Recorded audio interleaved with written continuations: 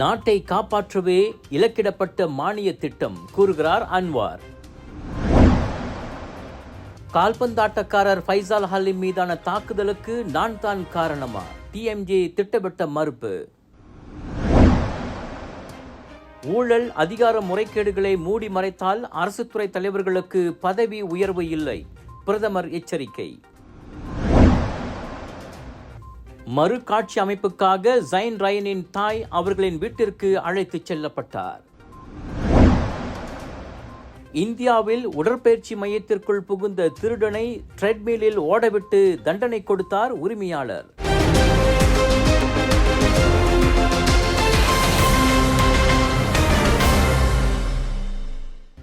இலக்கிடப்பட்ட மானிய திட்டத்தை அமல்படுத்தும் அரசாங்கத்தின் நடவடிக்கை நாட்டை காப்பாற்றவே என பிரதமர் டத்தோஸ்ரீ அன்வார் இப்ராஹிம் வலியுறுத்தியுள்ளார்.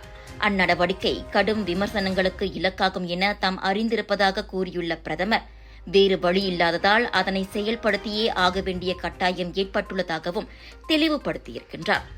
நாட்டை காப்பாற்ற சில பிரபலமற்ற நடவடிக்கைகளை அரசாங்கம் எடுக்க வேண்டியிருக்கிறது. இலக்கிடப்பட்ட மானிய திட்டத்தை யார்தான் விரும்புவார்கள்? அதனால் பல கடுமையான அவதூறுகளையும் போலி விமர்சனங்களையும் எதிர்கொள்ள நேரிடும் என்பதை நாங்கள் அறிந்தே உள்ளோம் என பிரதமர் குறிப்பிட்டிருக்கிறார். இலக்கிடப்பட்ட மானிய திட்டத்தை அறிமுகப்படுத்த இதற்கு முன் இருந்த பிரதமர்கள் கூட ஒப்புக்கொண்டிருந்தனர். எனினும் அரசியல் ரீதியாக அதனை செயல்படுத்த அவர்கள் விரும்பவில்லை.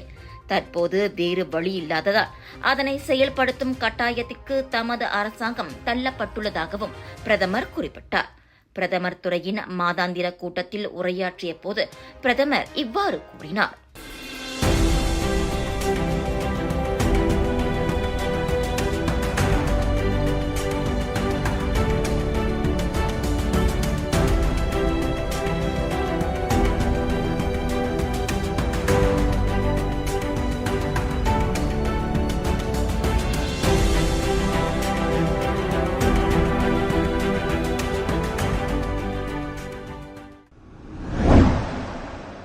பொதுச் சேவையில் தத்தம் துறைகளில் நிகழும் ஊழல் மற்றும் அதிகார முறைகேடுகளை மூடி மறைக்கும் துறை தலைவர்களுக்கு பதவி உயர்வு கிடையாது என பிரதமர் எச்சரித்திருக்கிறார்.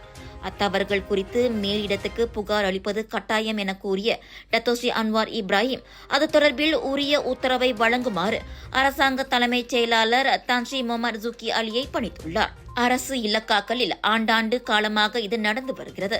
ஆக எதுவும் தெரியாது என துறைத் தலைவர் கை விரிப்பதை ஏற்றுக்கொள்ள முடியாது என டத்தோஸ்ரீ அன்வார் கூறினார். அத்தகையோருக்கு ஊதிய உயர்வு நிர்ணயத்தின் போது பதவி உயர்வு கண்டிப்பாக இல்லை என்றும் அவர் கூறினார். பிரதமர் துறையின் மாதாந்திர சந்திப்பு கூட்டத்தின் போது டத்தோஸ்ரீ அன்வார் இப்ராஹிம் இவ்வாறு குறிப்பிட்டார். சுவாச பிரச்சனை, சளி, இருமலுக்கு உகந்த தீர்வு சைலஜா பேபி ஹெர்பல் கிரீம். துளசி, கரிஞ்சீரகம், கிராம்பு போன்ற மூலிகைகளால் கொண்டு தயாரிக்கப்பட்டுள்ள சைலஜா பேபி ஹெர்பல் கிரீம் உங்கள் குழந்தைக்கு சிறந்த தேர்வு. தேசிய மற்றும் ஸ்லாங்கூர் FC கால்பந்தாட்டக்காரர் ஃபைசால் ஹலீம் மீதான எரித்ராவக தாக்குதலுக்கு தாம் தான் பின்னணியில் இருந்து செயல்பட்டிருப்பதாக கூறப்படுவதை JDT உரிமையாளர் துங்கு மக்கத்தோ தங்கு இஸ்மாயில் சுல்தான் இப்ராஹிம் திட்டவட்டமாக மறுத்துள்ளார். JDT ரசிகர்களுடனான பாட்காஸ்ட் உரையாடலின் போது TMJ அவ்வாறு சொன்னார். ஃபைசாலுக்கு நேர்ந்தது மிகவும் துரதிருஷ்டவசமானது. அவர் எல்லோருடனும் இனிமையாக பழகக்கூடியவர். ஆனால் அச்சம்பவத்தில் தமது பெயர் சம்பந்தப்படுத்தப்படுவது ஏன் என்று தான் இன்று வரை தமக்கு விளங்கவில்லை என இடைக்கால ஜோஹர் சுல்தானுமான அவர் கூறினார். ஸ்லாங்கூர் அணிக்கு விளையாடுவதால் ஃபைசால் ஒன்றும் JDTக்கு அச்சுறுத்தல் அல்ல. அப்படியிருக்க அவரை ஏன் நான் குறிவைக்க வேண்டும்? ஏன் அவர் கதையை முடிக்க வேண்டும் என துங்கு இஸ்மாயில் கேள்வி எழுப்பினார். ஜகர்த்தாவில் ஸ்லாங்கூர் FC பேருந்து தாக்கப்பட்ட சம்பவமும் என்னுடன் தொடர்பு படுத்தப்படுகிறது. நடப்பவை எல்லாவற்றுக்கும் நான் தான் காரணம் என்றால் எப்படித்தான் ஏற்றுக்கொள்வது என TMJ கேட்டார்.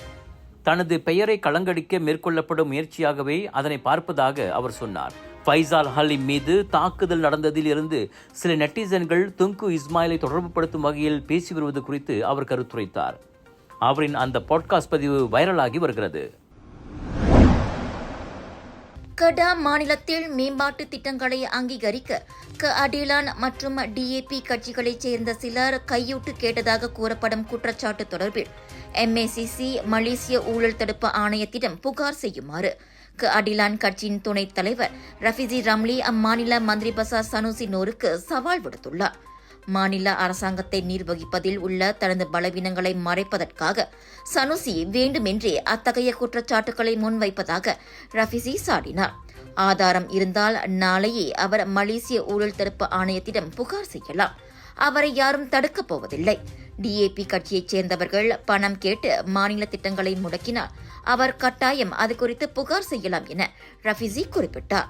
அதனை விடுத்து இடைத்தேர்தலை அவதூறு பரப்பும் தளமாக பயன்படுத்தி மலாய்க்காரர்களை பிளவுபடுத்த வேண்டாம்.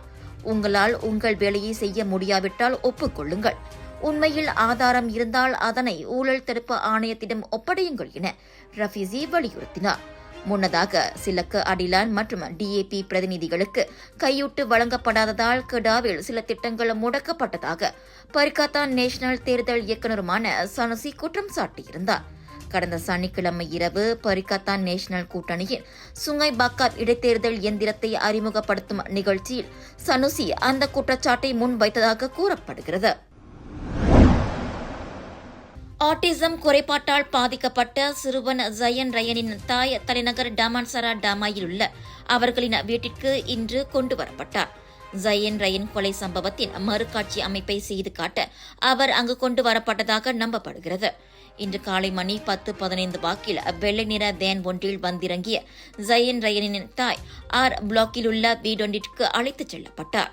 அதன் பின்னர் ஜயன் ரயனின் உடல் கண்டெடுக்கப்பட்ட அந்த குடியிருப்பிலிருந்து சுமார் 200 மீட்டர் தூரத்தில் அமைந்திருக்கும் வடிகாலுக்கும் அவர் கொண்டு செல்லப்பட்டதாக கூறப்படுகிறது. போலீசார் சிறுவனின் உருவ பொம்மையை வைத்திருப்பதையும் காண முடிந்தது. எனினும் அதன் உண்மையான நோக்கம் என்ன என்பது உறுதியாக தெரியவில்லை. விசாரணைக்கு உதவும் பொருட்டு கடந்த வெள்ளிக்கிழமை ஜயன் ரயன் பெற்றோரின் தடுப்பு காவல் மேலும் 6 நாட்களுக்கு நீட்டிக்கப்பட்டது. அவர்கள் இம்மாதம் 13ஆம் தேதி வரையில் மேலும் 6 நாட்களுக்கு தடுத்து வைக்கப்படுவார்கள் என ஸ்லாங்கூர் போலீஸ் தலைவர் டத்தோ உசேன் ஒமார் கான் கூறியிருந்தார் என்பது குறிப்பிடத்தக்கது. Just watch me! Charge! Keeping you and your loved ones safe indoors with Nano EX technology. Panasonic.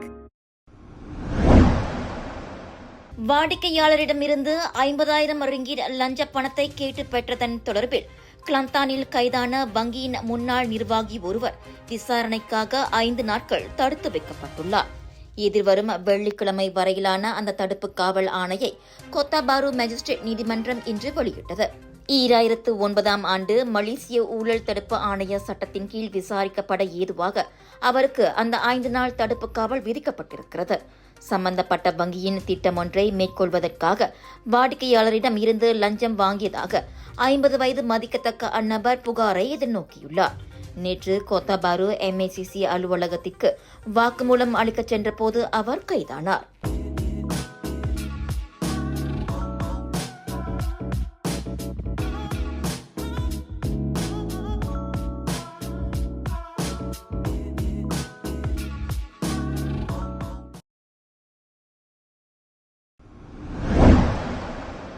வளர்ந்து வரும் நம்பிக்கை நட்சத்திரங்களான சஞ்சய் ஜீவா மற்றும் சவித்ராவின் அதிரடி ஆட்டத்தின் வாயிலாக உபசரணை அணியான பிலிப்பைன்ஸை 2-0 என தோற்கடித்து சீக்கின்ன ஸ்குவாஷ் போட்டியின் கலப்பு குழு பிரிவில் மலேசியா தங்கப்பதக்கம் வென்றிருக்கிறது.